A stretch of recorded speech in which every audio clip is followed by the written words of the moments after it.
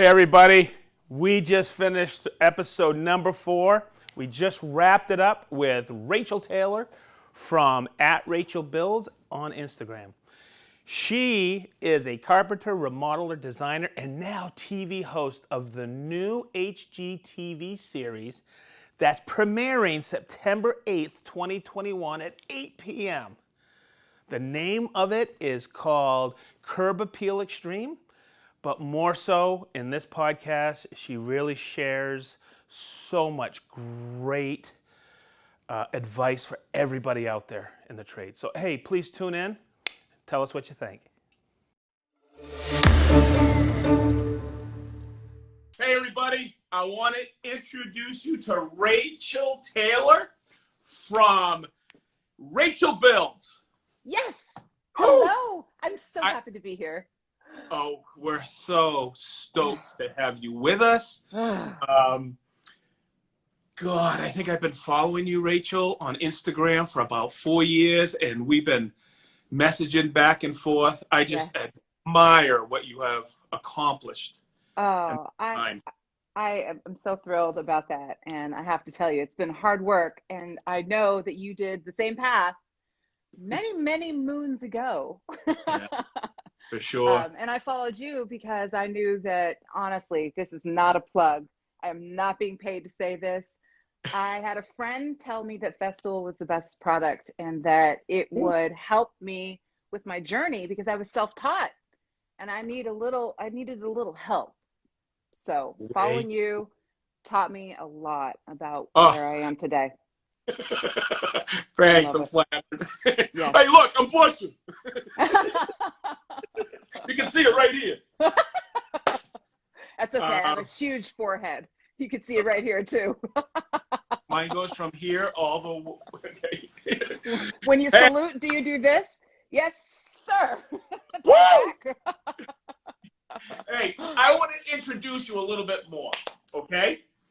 You're a carpenter, furniture builder, remodeler, and the new one that I am really excited about because I know how hard you've been working for this. You're a TV host on the new HGTV TV series, Curb Appeal Xtreme, right? Yes, that's right. And it premieres September 8th, correct? That's correct. 8 p.m. 8 p.m. Yeah. Man, I'm going to have to start watching TV again. Same. I haven't watched TV for years. I don't know. I just don't have time for TV. I'm so daggone busy, for sure. And I know you are as well. And the thing, too, is these days your TV show is buried in an app somewhere. You don't know how to get to it and who hosts it and all that. So, you know, when you get older like me, you kind of give up. Join the club. Okay, so I just introduced you, but how about you tell us a little bit about yourself, how you started to get into this trade, and how long you've been doing it, and how'd you get where you are right now? So, when I was born, I'm kidding, but kind of kidding. Yeah. My dad was a carpenter, and so it was always something that I was around. My dad also had many brothers, and they were all carpenters, builders, contractors, designers. A couple of my cousins became architects. None of the girls caught the carpentry bug, including me, but I did become a retail business startup expert where I would design retail brick and mortar commercial spaces. Oh, wow. And that was after I owned my own retail store and built it out with a contractor. And I fell in love with not only just the commercial build out, but creating an intimate space that had a brand and a look and a decidedly distinct furniture design. Fell in love. Many, many moons later, I had a take this job and shove it moment because I was doing all marketing at that point, mostly in the hospitality industry. And I figured, you know, I have a little bit of savings. What can I do in my next step to make me feel like I was alive, to make me feel like something that I did and built myself, that I could take ownership over, and then also thank myself. I don't really like compliments. And so getting that feedback from clients was never something I cared about, but it was also it was just mind numbing to do marketing, and it was a thankless job. So I decided to do some renovations in my little bungalow, and I had a mild touch on power tools, but I was actually really scared of them. Friend of Wow. mine, friend of mine showed me how to use a few of them, some of the bigger ones, and I was instantly hooked. I recommended, hey, let's do something. Build a product. I build businesses. You can help me with the tools. At that point, he owned all of the tools. I had none. Wow. And we went our separate ways for other reasons, but I kept going. Huh. And I just loved it. And I decided I was going to find a way to own my own tools. That's another story that is incredible, how I came across an entire shop of Festool, brand new tools in a box when I was Wow. broke. But Wow. I kept Hey, going. I can't wait to hear that one. That's a good one. You have to stick around to the end, folks. That's called burying But the lead. oh yeah. So I kept going, and that was about 4 years ago, 2016. I toyed around with the idea that I'd become a full-time carpenter. Wow. 2017, I built my first piece of furniture. It was a nightstand. You can actually see it on my Instagram page. It was about 8 million pieces. Funny enough, it was 8 million, and well, it was one piece less that I should have built, because the backside of that nightstand, there's no backside at all. The drawer is too big for the piece, so there Yeah. wasn't enough space to put a backside on it. So just don't turn my furniture around and look in the back. We live and we learn. No, absolutely. But again, to bring myself all the way here, the present, I got a DM one day on Instagram because I started doing things in front of the camera instead of just showing my products. And Right. I never really cared about being in front of the camera ever. Yep. And I started getting a little bit more of a following, and someone found me on Instagram who was a casting director. And I actually Wow. I first auditioned for Extreme Makeover Home Edition 2 years ago. I was the final cut, did not make it, heartbroken. I thought to myself, these days are over. And I fast rem forward. I Yes. remember your story on that. My heart Yeah. went out to you. Oh, broken. Yeah. Yeah, that was a tough one to swallow because I felt like it was a fluke, which, that teaches you a lesson. Whenever you think that something is just, almost too good to be true, and then you lose that opportunity, keep going, because I ended up on Curb Appeal Xtreme, which is a spin-off of the original Curb Appeal that was on HGTV for years and years and years, with John Gidding, who is my lovely host on the show again, alongside Jamie Dury, who is Yeah. a wild and zany Australian. Yeah. And together we put together 6 amazing episodes that are 1 hour long, full house renovations. I did everything from fencing and building furniture to doing pontoon platforms that doubled as steps as a new entry to a mid-century modern house. We built a playhouse for a pair of twins in the backyard that looked exactly like it was a carbon copy of the front of these people's home. Oh, Um, Precious. You got to see I'm, that one.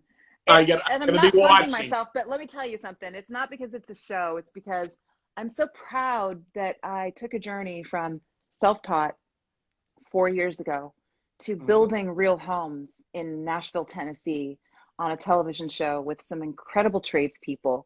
And that my new life now, I get to hang out in tank tops and a hat to hide my forehead. And I get to hang out with these amazing contractors and builders and developers and designers and architects. It's a dream come true.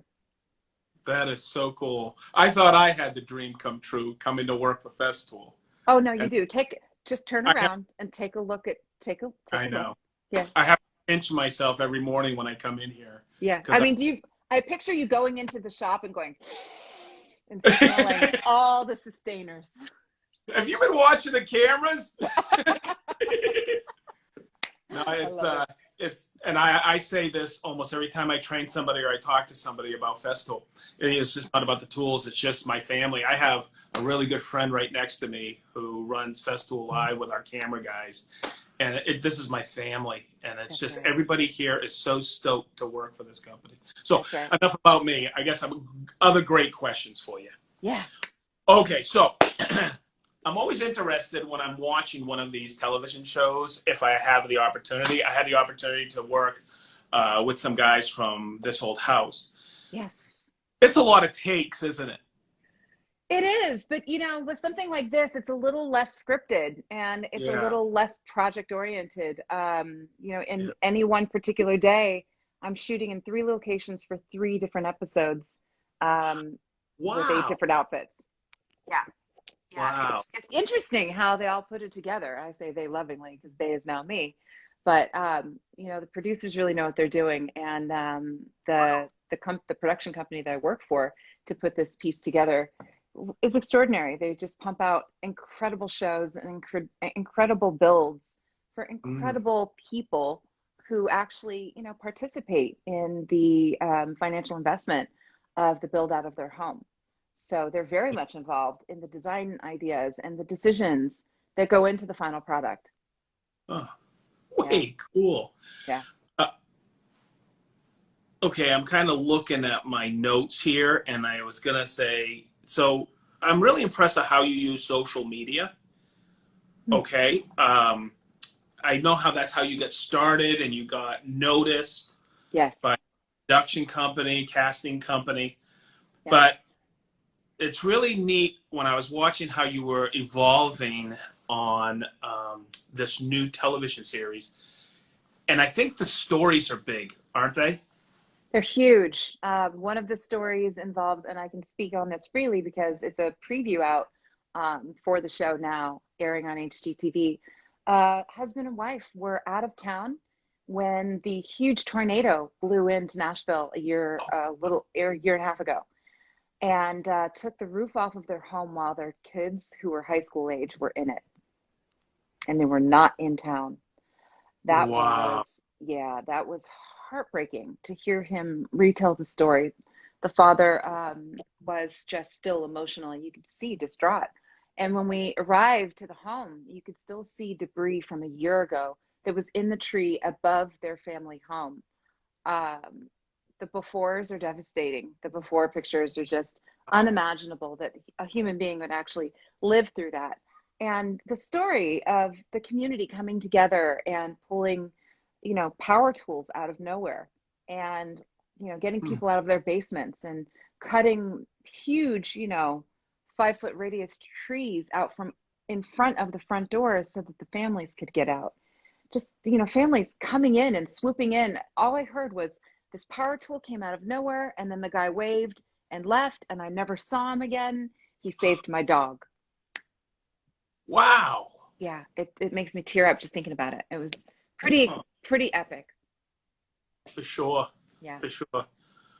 So, in going through all of this journey that you've been going through, what have been your biggest struggles? My biggest struggle was myself and the self-doubt. Knowing that I had, that's a tough one. Knowing that I had 4 kids, I was a single parent, sole provider, 4 kids in high school. Well, I had 2 that were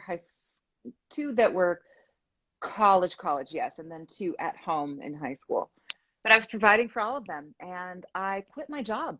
I was making a lot of money, and I decided that I was so unhappy that I could not stay there one more day. I couldn't stay there 2 more weeks for a notice. I just could not fathom it. I landed in the hospital because my stomach was so upset. It was a physical need to get out of it. And doing the renovations in my tiny bungalow that I'm still in now proved to me that I not only had enough of a drive to keep going, but I also had the ability to find what I needed, to build what I wanted, and to instantly make an income from it. I had no choice. I had to make money from this business.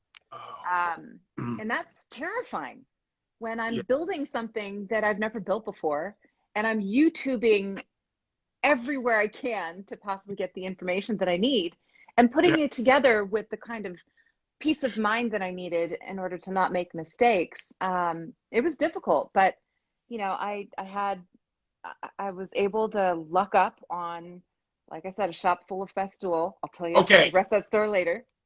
You want it Oh, now? I want to hear that. Okay. How'd you So swing that deal? let me tell you, all of you guys need to stay for this story. It'll take me 3 minutes. I promise. I see one person dump out. There's 31 people here now. Oh, it's 28. All you 28 of you guys, you cannot believe this story. If you ever wanted Festool, this is how I did it. I went on to Facebook Marketplace, and I had precisely $0 to spend on this dream career that I wanted. And I just put in a search term Festool, and this guy was selling a Festool Capex. By the time I called him, it was gone. And I said, hey, look, do you have any other pieces in your shop? He said, yes, they're all brand new. I decided that wanted to do a business, but I decided against it because my girlfriend at the time decided she didn't want to do it anymore. My heart was broken. So I decided that I was going to put this stuff on for sale. I said, I don't have even enough money to buy your tape measure. That's a really good tape measure you guys sell. Oh, That thing is sure. amazing. But I do have a business consulting background. I don't know if that fits in with anything that you were thinking for yourself. Are you interested? I get a DM back immediately. I'm interested. We talk about his product. He wanted to put a product on Amazon.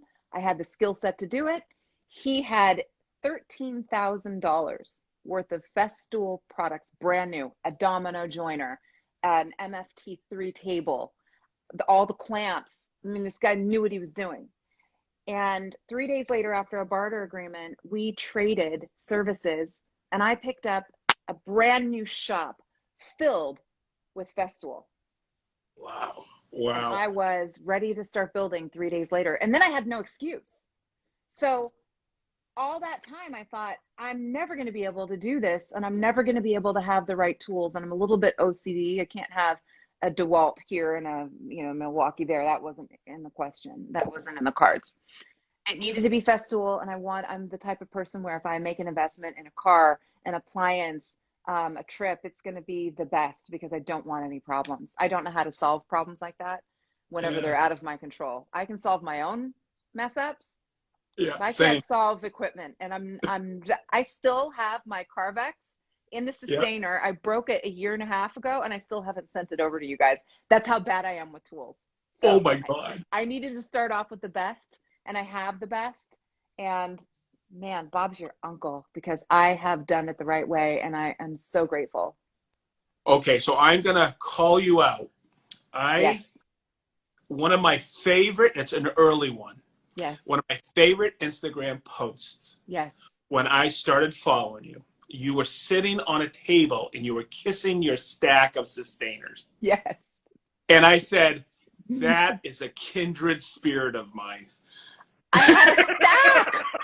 Because I had thought the I was the only one who did that. Oh my gosh. No, there are times, and I know one of your questions, I'm just going to go ahead and answer. What's my favorite tool?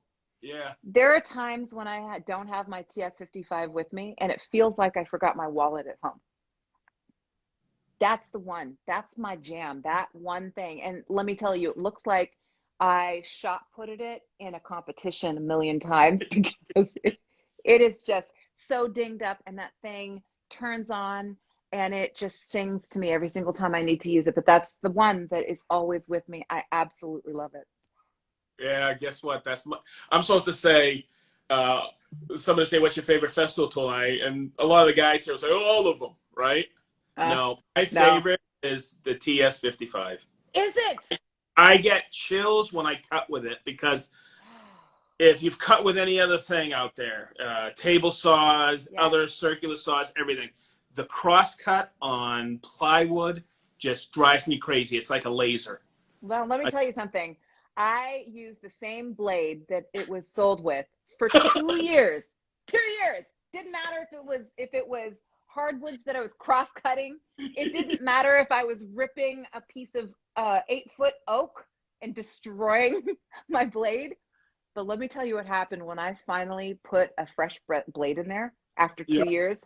Yeah. Oh, Like butter. Like butter. Like butter. I didn't know what I was missing.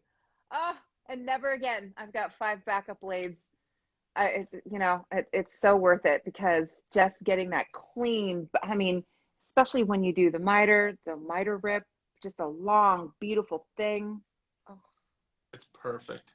it's perfection. Okay, so we got to stop talking about this. I know, it's getting hot. I know it's Friday, but whatever. Oh, my goodness. Okay, so here's one for you. What advice would you give someone as you see your career now, if they're just getting started? Well, I'd say this, man or woman, single or married, broke or, got a 401k floating around. You can do whatever you want, but you got to figure out the what I want. And that's a tough question to answer sometimes because, if anyone said, what do you want to eat for breakfast? You got to think about it. But, if you're not in tune with your favorites, your passions, the things that really make you smile, the things that don't feel like work, if you're not in touch with that because you're stuck in a cubicle or you're stuck with thankless work, or if you're stuck building and working and achieving for somebody else's company, it's really tough to stay close to the things that you love. And what I knew most was that watching my dad be able to wake up on a Saturday morning and go to the garage and get a thing. Back then, we didn't know it was called a power tool. And nobody talked to the kids. The parents just got to it and started making something. And to see something appear by lunchtime that wasn't there before in your house, that's a pretty indelible impression. So it's two-sided why I did what I did. Not only did I want to build something, but I also wanted to show my children, my 2 boys and my 2 girls, that you can create and that you can fabricate. You can do it with your own hands. And you don't even need power tools for that. You can do that with hand tools and a little bit more skill building. But ultimately, more important, I would say I'd have to back up and say my most important power tool is my mind. Deciding that I want to do something is all I needed. Just the what. The how, you figure that out later. And you figure that out when you become hungry enough because you can't sleep at night, because you're almost mourning this thing that you might have to give up because you don't have the resources. I wasn't willing to do that. And I was listening to an Audible book by a friend of mine that just came out with a book. He made a really great point, and that was it was unforgivable for him to not be able to do the thing that he dreamt about. And he dreamt really big. But the reason why I was able to do that, to dream big, was because he is not risk averse. He was always able to jump in with both feet and answer this question, which is the most important question, which is, what do people need? And how can I serve something that doesn't yet exist? So as long as it was need-based and purpose-driven, he was able to pursue the rest of it, and the how just fell into place. It's really that simple. Without risk, there's no reward. Zero. Yep. And it's really tough to stick in this. It's tough to stay in something that's scary. And every single day I have to wake up, and if I have to build, I have to face the physical demands of building. I have to go into a workshop that, if I was exhausted and had a big build yesterday, I'm walking into a disaster zone to start over again. Now, I'm usually really good now about cleaning up after myself after a long day because, it's too tough to wake up in the morning. It's either way too hot or way too cold in Los Angeles. That's miserable. And, that sometimes I have a temperature controlled environment. Now I finally have my own shop, a little 500 square foot shop that is temperature controlled. Thank goodness. But, a lot of people starting out don't have that. So you really need a good reason to get in there and get snapping. And it's tough. I built in South Florida in my cabinet shop. And I can tell you right now, I wore Chuck E. T. high tops and shorts and a t-shirt, and I was sweat soaked sometimes from 5 a.m. till 8 at night. That's Woodworking, cabinet building is a grind. It is. And, I remember being told that the very first thing that I need to learn how to build is a box. And I was like, I've got this. It's You the remember your process. very first drawer box? Yeah. It's the Oh my, process. yeah, It's the process that people don't understand. that's right. And And I keep those projects around me too, by the way. In my shop, I keep all of my, I would call it a word, but I'm not allowed to cuss here. It's a family show. you're saving me on this, Rachel. Yeah. I've got a birdhouse that looks like this, and Yeah. I've got a drawer box that looks like this. Yeah. And it reminds me how far I've come. Passion carries you through everything. And that is Yeah. why I survived in that environment in South Florida, because I was passionate about building not only cabinets, kitchens, baths, Yes. but also a business. And that's That's another right. thing that people don't realize in woodworking, that you got to have some good business savvy. You're the marketer, you're the salesperson, you're Yes. selling yourself because you're the person behind that product. And I'm teaching you that, but you already know that stuff. Well, I really want to speak on that. The fact that I was a business startup expert before I became a builder is really key. And folks, if you have to go, just listen to this nugget because it's such a good one. Um, I would say that the expertise of running a business, running operations, running production, learning how to prioritize certain things throughout the day, learning time management, learning how to invoice, these are the magical tools. Those are the power tools. Yep. The things that you cut and assemble and do all of these things with out of a sustainer, those are just the icing on the cake. But honestly, coming from an executive background and being able to learn a new trade made me a viable income earner from the very beginning. Yep. So if it's anything that you do to start a business in the trades, the very first thing you want to do is get a time management tool. Time management is absolutely, it will help you with your production. It will help you with your productivity. And we kind of chuckle, and I can see the stuff going around in your head, Sedge, because time management is everything. If you have a deadline and if you've got something to deliver and someone's paying for it, you Yep. can hyper focus on one thing and redo it over and over again for 8 hours. You can be on I can Oh, be on yeah. a drawer box for 8 hours Yep. at the very beginning. Yep. Paralysis Um, from analysis. that's right. Yep. Absolutely. You have to be living at this. Yeah. Absolutely. I heard a really great tip from Elizabeth Gilbert, who was the author of Eat, Pray, Love. And she Mhm. said her process for writing is just to get it all down as fast as she can, like speed writing. And Yep. she sits down, her process is to knock a book out in 3 to 4 months. So she'll sit and write. And she won't edit it, and she won't rewrite her notes, and she won't even take notes. It's just brain dump. And Ah, I adopted that recently with my builds. I sit down and I do a lot of planning in terms of my cut list, because mhm. that was a big no-no. I found that a lot of my production time was being spent by doing piece by piece. Mhm. And I stopped doing that. I started using SketchUp and I started designing an entire piece. And even if I was too lazy to do SketchUp, I would just get it all down on a piece of paper. So at least I had something that if I built this again, I had something that could be repeatable. Templates and Right. jigs, also a huge time saver. Oh, yeah. Creating spacers and blocks that I save and I label with a Sharpie and keep in my shop, so that if I ever build that product again, I've got something that is repeatable and easy for me to grab, so I don't overthink. Oh, yeah. Yeah, good stuff. Oh, yeah. I'm a big deal. Tell you, I am a template fanatic, Yeah. because if I'm building something and I know, hey, I kind of like that design I did, Mhm. I'm templating it because I know somebody else might like it in the family. I That's only right. build family now, and I'm really happy with that. Oh, I cannot wait. I say I'm a custom furniture designer and I love it, but I do know that transitioning into more of a commercial uh, direction where Mm. I'm designing furniture and holding inventory is definitely going to be the next step. Custom is the antithesis of automation.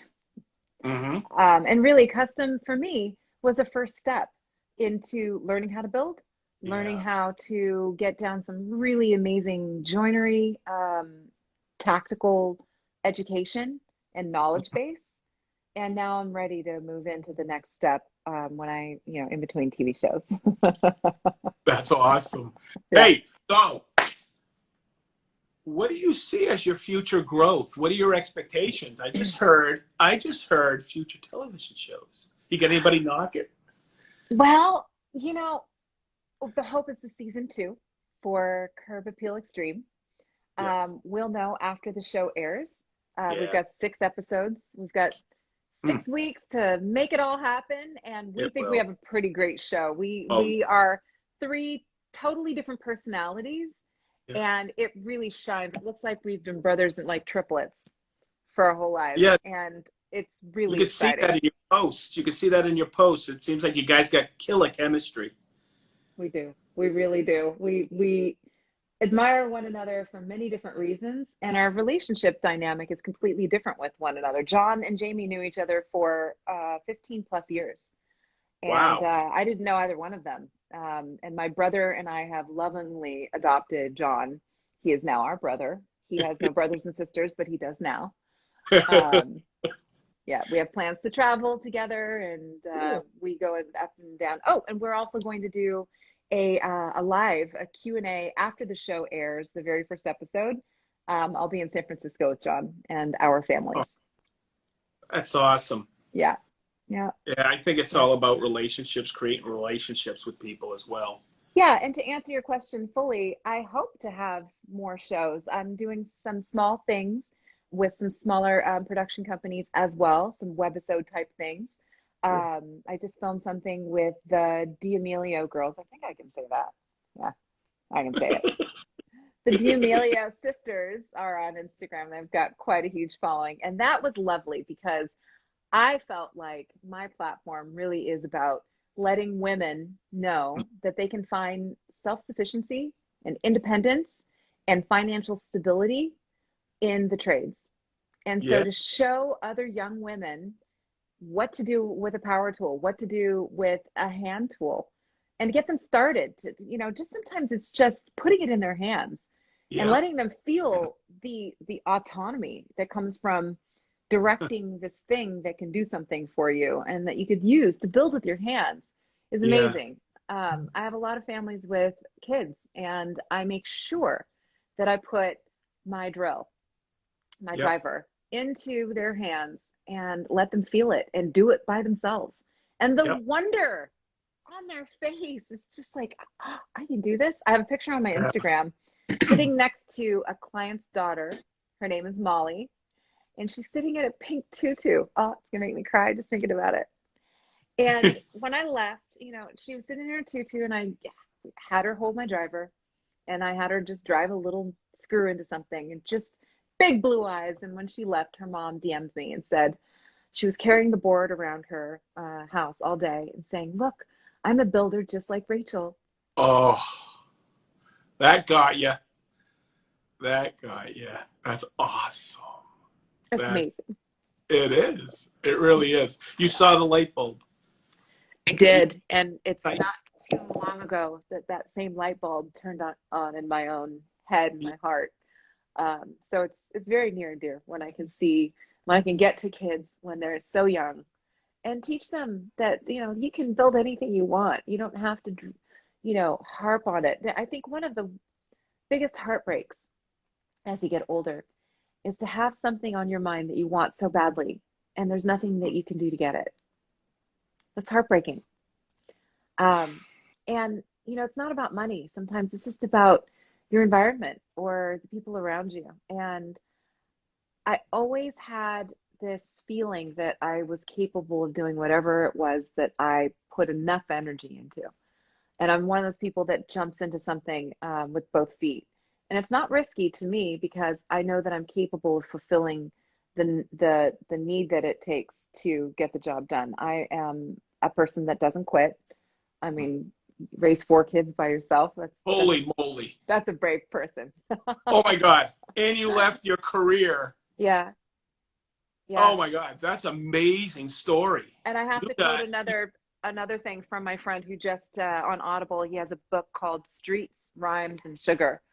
And he talks about his journey, and he was always really upset towards his mother because she was a 14-year-old teen mom who had to raise Michael on her own. And this is what the book was all about. It's a memoir about this. And he said at the very end that as much as he was upset with his mom, he finally realized that it was because of all of the adversity and the things that she taught him that he could do that made him into the resilient person that wrote movie screenplays that got made.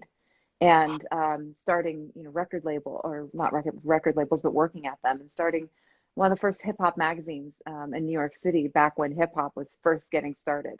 It was the thing that made him who he is today. All of that adversity. What's the name of that book? It's called Streets, Rhymes, and Sugar by Michael Elliott. Wow, on Audible. very cool. Yeah. And you know what's really cool about this podcast? Yeah. Is I can go back and remember that and replay it, so I remember it. I just binged it. It just came out last week, so I finally had a minute to listen to it. And I binged it last night until 2:30 a.m. It's a 2.5-hour listen on Audible, and it was life-changing. He walks through everything that he went through as a journey, as a kid in foster care, as a ward of the state, and then homelessness once he became 18. And then every single journey, every single come up, every single major win came with a price at the end of it. Yep. But every single price tag became the down payment on the next journey upwards. Today, he's writing 2 movies again. Amazing. I always got a kick out of when people used to, I'm going to bring it back to me really quick. Please do. You're really lucky with some of the things that have happened to you. And I kind of chuckle inside. I don't retaliate or anything like that. Sure. I just have no idea my background. And you don't know what I went through and the dues I had to pay with my family and what they allowed me to do and stuff like that. So I always think, and this is one of my favorite things, luck is when opportunity and experience meet at the same time. And I'll tell you what happened. That's what happened when I came to work at Festool. A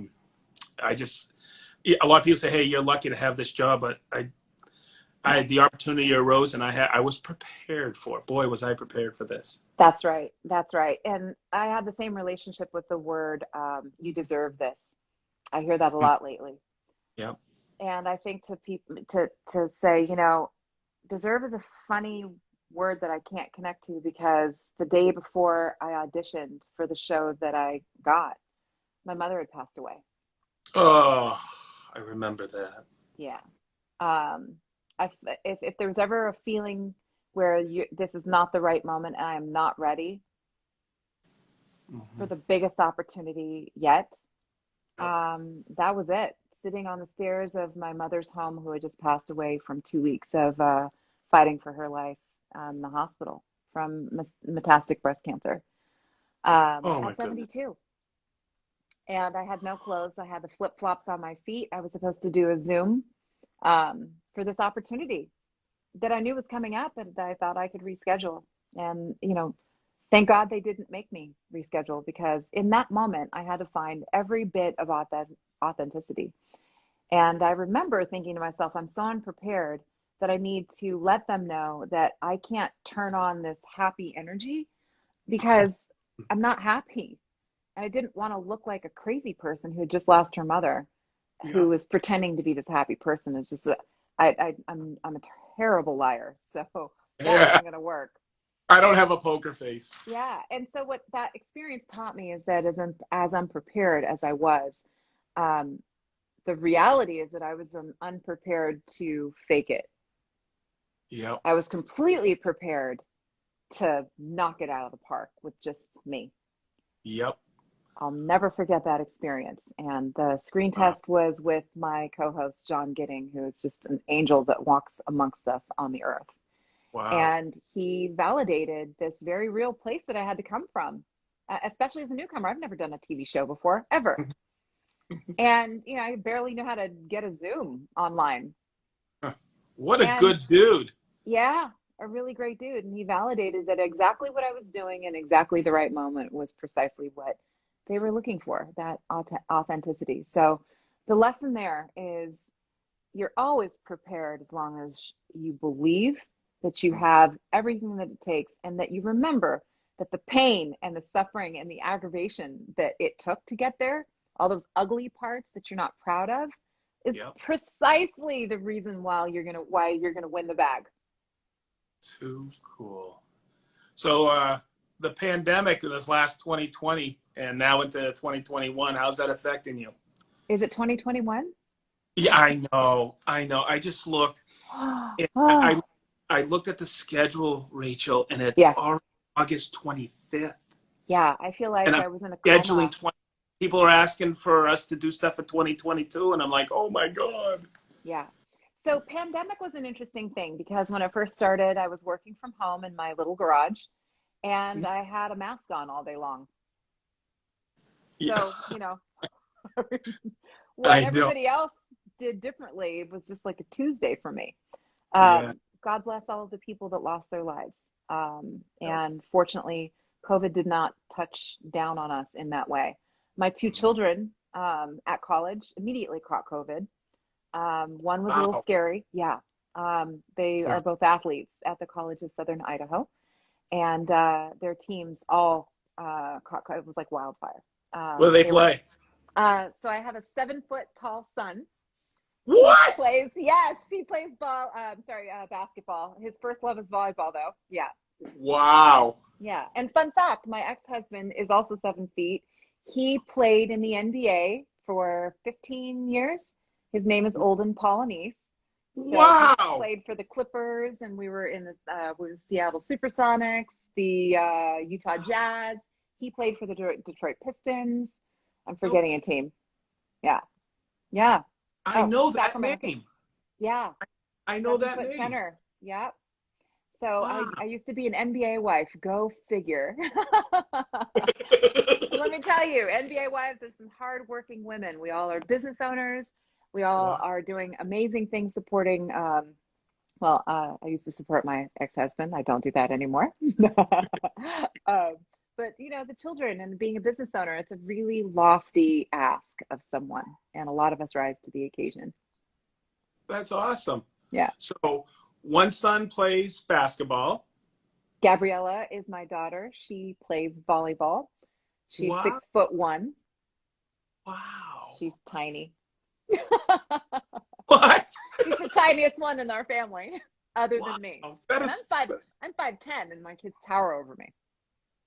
that is so cool though. Yeah, yeah, yeah. You're a Yep, proud mom. I can I see. am. Yeah, and then the other two are my son is the oldest. He's 6'7". That's Nico, and Alexis is my first daughter, and she's 6'2".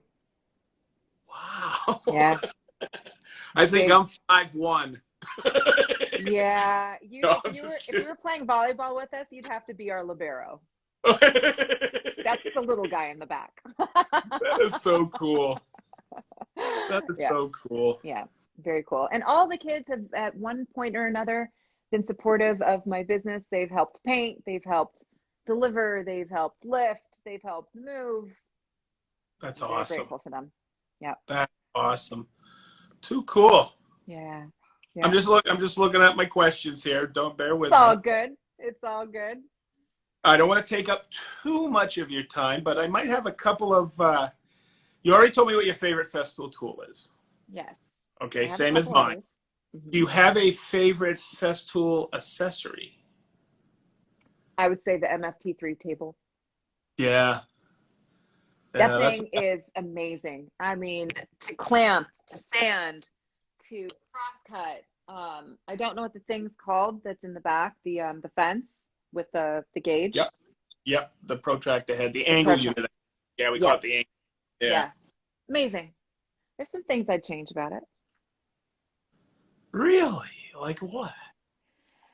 I feel like having putting a piece of waste against the fence is great so that I can cut as far into everything when I'm using the track Yep. as a 90-degree, as a crosscut. Uh-huh. I've since been gifted by my sugar daddy with a Capex. You guys being the sugar daddy. And so no more crosscuts on the MFT3.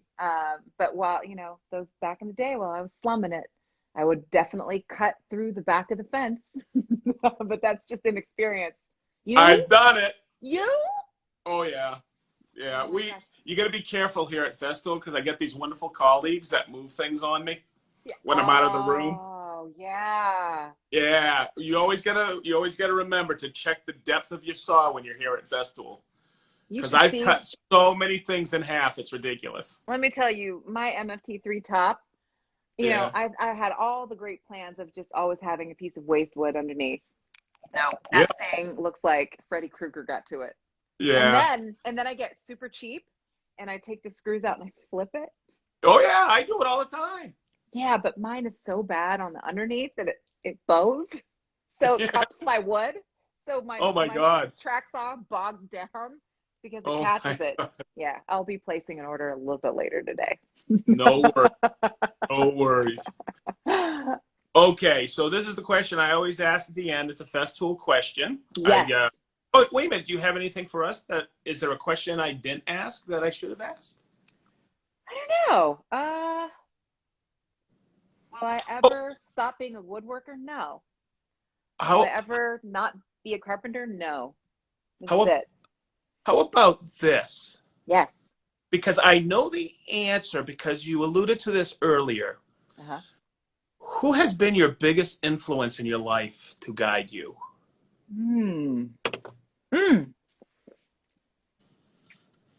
I like that question because I've been asked that a lot in my life because people say, why are you so happy? Why are you so positive? And it's because of my two most positive influences in my life, and that's been my parents. They're my best friends, or were. Okay. All right. Those were. That's a gift. Yeah. That's a gift.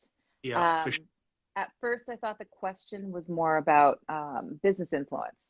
And I'm glad that you gave me your example because the first person that came to mind was my grandmother. So my grandma and I, when I meet people who knew their grandparents well, it's a different type of a person. Yes. When you have grandparents that take you camping and fishing and traveling, when you have grandparents that take you to the train yard to ride the trains and to the zoo and you're the only grandchild for 8 years, a lot happens to you. And I was imprinted by this relationship. They were married for 56 years in Sacramento, California.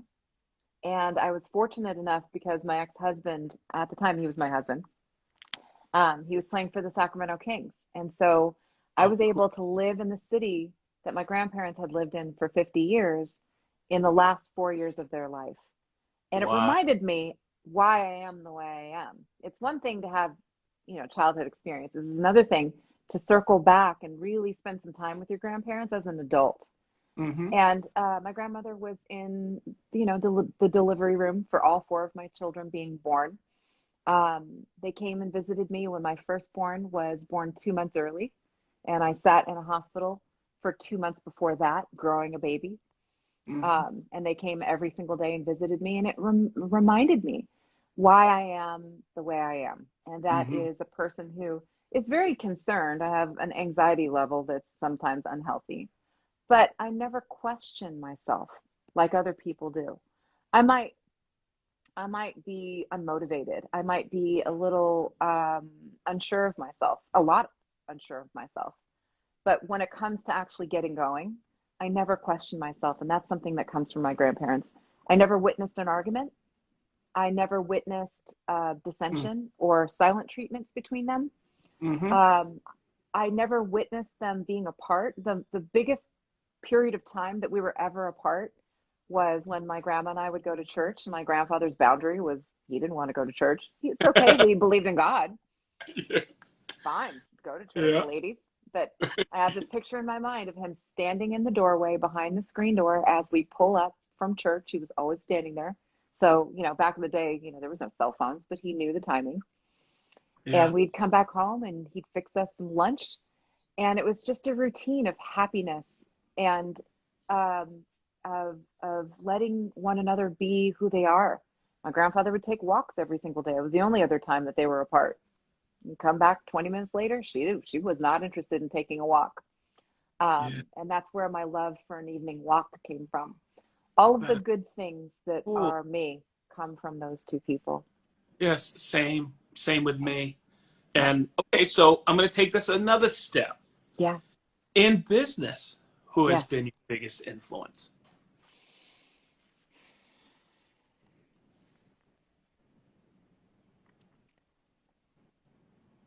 That's a tough question to answer because It I've is. always done it myself.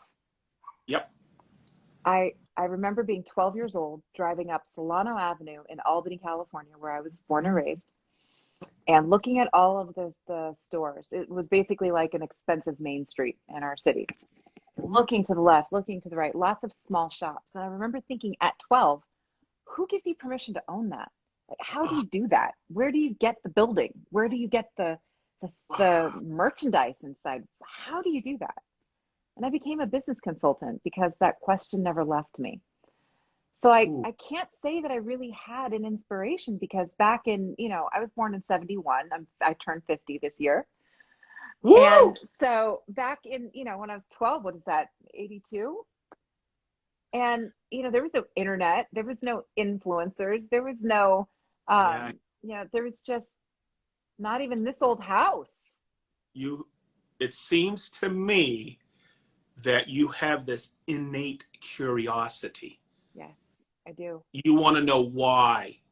Yes. And I personally have had that too. There's a lot of times I'm self-motivated. I was just blessed. You brought back when you were talking about your grandparents. My sister has pictures of me working in my grandfather's shop when I was 7 years old, working with airplanes. He was a huge influence for me. But I was also blessed in South Florida. I learned from a fantastic guy named Ralph. People have just come into my life and I don't know how it's happened, but sometimes I believe in fate like that. People get together for a reason. Yeah, they do. But I'll tell you how it happened. You showed up. Showed up. Yep. You showed up. You were there. You were watching. Yep. You were interested. Yep. You would be surprised at how many people who are big influencers or really successful in their careers, how important it is to them that you show up and look in on their thing with interest. Yes. They will take you under their wing and they will show you how. You and I did it. Yep. I didn't know what to do. Yep. I didn't know how to do it. That domino sat in my garage for a year before I touched it because there were so many different adjustments in order to make it work.